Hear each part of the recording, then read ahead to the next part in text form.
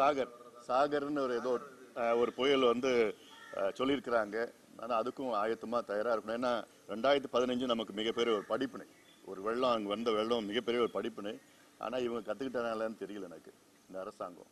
ஏன்னா 2015 வெள்ளம், 2016 வறட்சி, இப்போ 17 வெள்ளம், அடுத்த ஆண்டு வறட்சி. இதுதான் இயல்பாக வந்துட்டு இருக்குது. ஆனால் வர வெள்ளம் இப்போ மழை வந்து நம்ம வந்து ஒரு வரமாக நம்ம பார்க்கணும். ஆனால் இப்போ மக்கள், தமிழ்நாட்டு மக்கள் வந்து மழையை வந்து ஒரு சாபமாக பார்த்துட்டு இருக்காங்க. ஐயோ மழையா, அது மாதிரி தான். ஏன் காரணம்னா இந்த ரெண்டு கட்சியும் காரணம், திமுக அதிமுக காரணம்.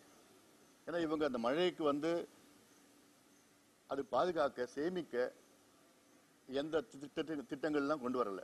நீர் மேலாண்மை திட்டத்தை மறந்துட்டாங்க, அதில் முக்கியத்துவம் கொடுக்கல. இந்த கிரைண்டர், மிக்சி, இந்த மாடு இதுக்கு தான் முக்கியத்துவம் கொடுத்தாங்க தவிர நீர் மேலாண்மைக்கு முக்கியத்துவம் கொடுக்கல. அதனால நம்ம வர மழையெல்லாம் நம்ம கடல்ல வீணா போயிட்டு இருக்கு. அது இல்லாமல் ஏரிகள் தூர்வாரது கிடையாது, தூர்ந்து போயிருக்கு. ஆக்கிரமிப்புகள்னால தண்ணி அங்கே போகாம வீட்டுக்குள்ள போயிட்டு இருக்கு. அதாவது திட்டமிடாத அந்த பிளாட்டுகளுக்கெல்லாம் அனுமதி கொடுத்தது. அதனால அங்கே இப்போ இருக்கிற இந்த மனைகள் எல்லாம் எங்கே கட்டியிருக்காங்கன்னா ஏரிகளுக்குள்ள, குளத்துக்குள்ள கட்டியிருக்கிறாங்க. தண்ணி எங்கே போகும்? மழை காலத்தில் வெள்ளம் வந்துடுச்சு, மூழ்கிடுச்சுன்னு சொல்றதுல அர்த்தமே கிடையாது.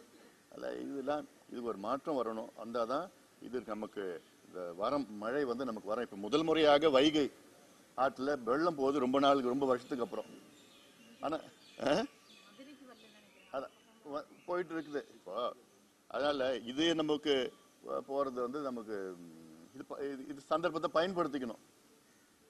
வைகை ஆறு எங்க போகுதுன்னு இப்போ ராமநாதபுரம் போயிட்டு இருக்கு. வைகை அணை கட்டுவதற்கு முன்பு ராமநாதபுரம் முப்போகம் விளைஞ்சு செழுமையா இருந்தது. என்னைக்கு வைகை அணை கட்டினாங்களோ ராமநாதபுரம் வறட்சியா மாறிடுச்சு. அந்த திட்டங்கள்லாம் இருக்கு. அதெல்லாம் இப்போ நாங்கள் வைகையில பார்க்க போறோம். தாமிரபரணியை காப்போம் சொல்லிட்டு 2 நாள் போயிட்டு வந்தோம். காவிரியை காப்போம் சொல்லிட்டு 3 நாள் என்னுடைய பயணம். அப்புறம் அத்திக்காடு அவிநாசி திட்டம், பாலாறு காப்போம், கொசஸ்தலை, இதெல்லாம் போயிட்டு பார்த்துட்டு இருக்கோம். அடுத்தது வைகை.